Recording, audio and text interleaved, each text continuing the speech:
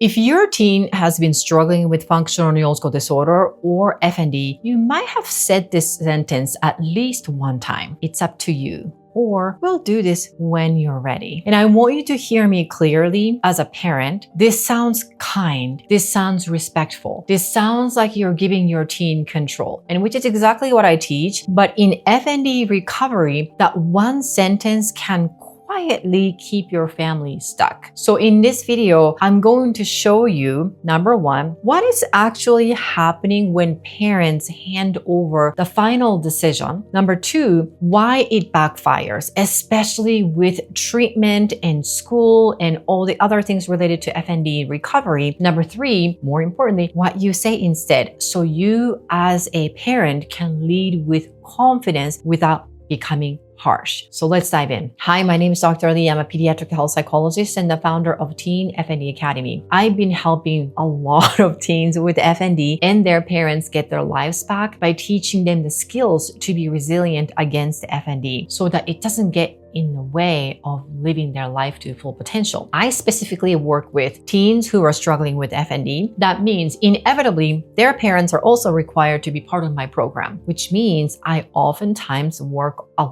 lot on this parent-child relationship. And I love working with teens because teenage years is a type of developmental stage where they want to have more independence. They want to have more power, control, authority. And that's why it's really common for them to want to challenge the authority and get into argument, fight, disagreement, sometimes like really having conflict with you parents maybe. But when the family works as a team, it's just so amazing in terms of their transformation, and it is really beautiful thing. So I know for a fact that it is possible to repair the parent-child relationship with this recovery of FND all at the same time. So this video is for you if you are struggling as a parent or a teen who is thinking, they don't understand, that. I made this video just for you. So let's name this pattern to begin with. So a parent says they are ready to help their teen recover, which I hear all the time. They are ready to follow a plan. I also hear this all the time, and they are ready to get support. But then the teen hesitates or shuts down or says, I don't want to, or I can't, or something in that lines. And then the parent suddenly feels powerless. This is also a very common thing. So they hand over the final decision. They say things like to their child, it's up to you. We will do it if you are ready or when you're ready. I don't want to force you. You decide. Just tell me what you want to do, or any of those sentences. And I want to be very gentle and clear here because I understand why parents do this. I'm a parent myself too. Number one, you're not lazy. You're not weak. You're not failing.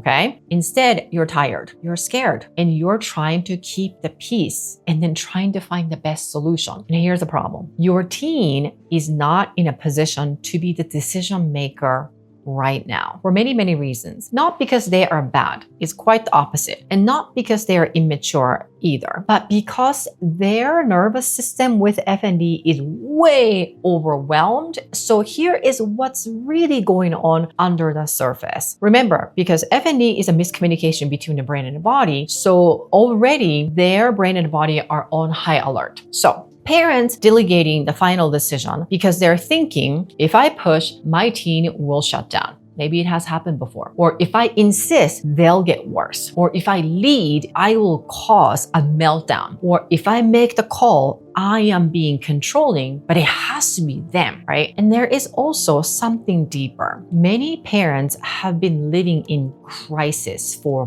months, if not years. And after a while, you stop trusting your own instinct as well. So you start second guessing everything. So saying it's up to you becomes a way to escape the pressure of being the bad guy. But here's the truth. That is not empowerment. At least the empowerment that I teach in my program, that's actually abandonment of leadership. And your teen feels that. Remember, as a teenager and a child of yours, they are top observers. Your mental state, whether you say it or not, is a lot more contagious than any virus on the planet. Your teen is very smart and then they can feel it. They may not say it out loud, maybe sometimes they do, but internally they are thinking something like this. Wait, I am supposed to decide this? I don't even know what's happening to my body, or I don't know what the right choice is. What if I choose wrong? Any of those things. Now, as you can imagine, that is not freedom. That is pure pressure. So let's talk about why this backfires in FND recovery. In FND, symptoms are real. We already know that. And the nervous system or brain-body communication often stuck on this high alert state. And when a teen is either anxious, stressed, overwhelmed, or afraid, well, guess what? They don't choose based on what is the best for their future. They choose based on what feels safest in the moment. And most of the time, that safe, air quote, means avoid, because they are on this fight or flight, right? So when you say, we'll do it when you're ready, your teen hears, we don't have to do it at all. And the brain learns, if I feel uncomfortable, I get to escape. Now, to be clear, that is not your teen being manipulative, okay? That is their nervous system doing what it's trained to do, which is to keep the safety. So the more the family waits for their readiness, the more readiness disappears, even though you want it to happen. So you're just kind of waiting for it to ripe, but it doesn't. Because readiness is not something your teen finds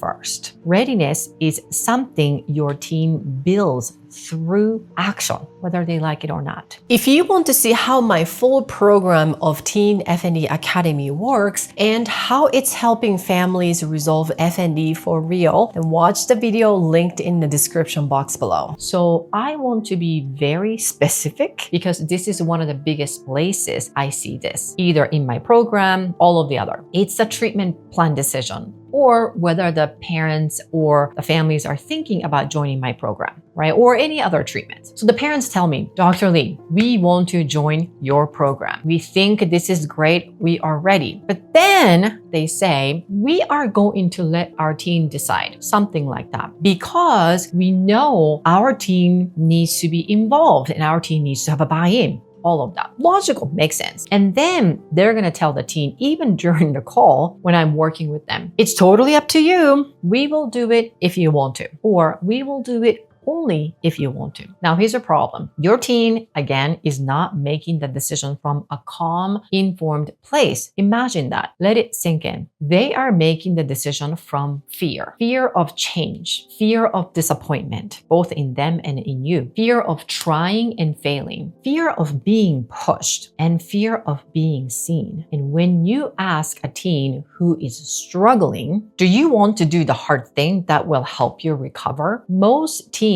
will say no. Not because they don't want their life back. It's quite the opposite, but because they don't believe they can get it back just yet. So if you delegate the decision to the teen, you're asking the least resourced person in the house to carry the biggest responsibility. And unfortunately, I see this with many families. And to be fair, that is not fair to them, to the team. So what do? What do we do instead? You shift from hands-off parenting to warm leadership. And this is exactly what I teach in my program, Teen FND Academy. Warm leadership literally means you stay kind, you stay calm, you stay connected. But you stop asking your teen to be the authority at home, in the house. You become the authority again. So empowerment doesn't necessarily mean that you basically give up the leadership. That's quite the opposite. Because here is the truth. Teens do not need full control. They need safe structure. So instead of it's up to you, you say things like, script 1, sweetheart, you don't have to carry this decision alone. I'm going to make this decision as your parent, and I am going to help you through it, for example. Now, on a side note, I love Becky Kennedy, who is having this harping on this sturdy leadership as a parent. And I'm like, yes, I am 1000% with you. This is really aligned with what I teach in my program as a clinical psychologist. So script number 2, I hear that you're scared and I see it. And we are still moving forward. I'm not asking you to feel ready. I'm asking you to take the next step with me. So this becomes you and I working together against the thing that we're trying to overcome. So script 3. So this is about what you choose to do as a parent.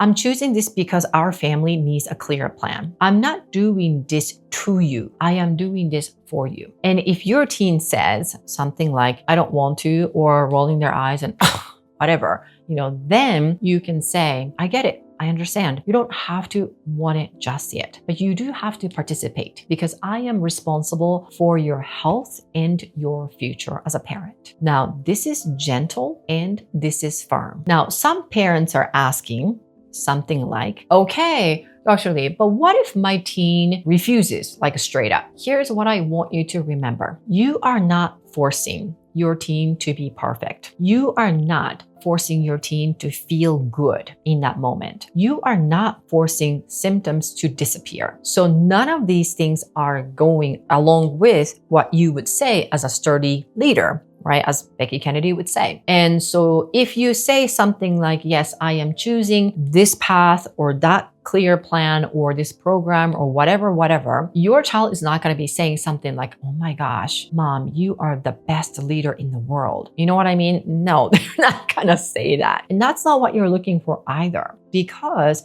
your job and role is now clear. You are simply holding a plan. So you are saying, this is the direction we're going as a family. And your teen can have choices inside the plan. And so I love doing this in my program. You as a parent set the parameter and then let your child choose between two. So like, do you want to watch the training now or after dinner? Like option 1 or 2. Do you want me nearby or do you want space? One or the other. This is not a yes/no question, because if your teen says no, you're kind of stuck, right? Do you want to start with 5 minutes or 10? You set the parameter and then let your child choose. That is the real autonomy for your child. It is not chaos. It is not about, it's up to you and I'll let you decide, when you want to do this, if you want to do this. So let me leave you with this. The goal is not for your teen to approve the plan. Let me repeat myself again. The goal is not for your teen to approve the plan you made for your family. The goal is for your teen to rebuild functioning when it comes to FND recovery, because a sign of progress and improvement is 1000% measured by your teen's daily functioning level and their ability to get their control back on their body through learning and practicing skills and strategies. So if you want a clear next step,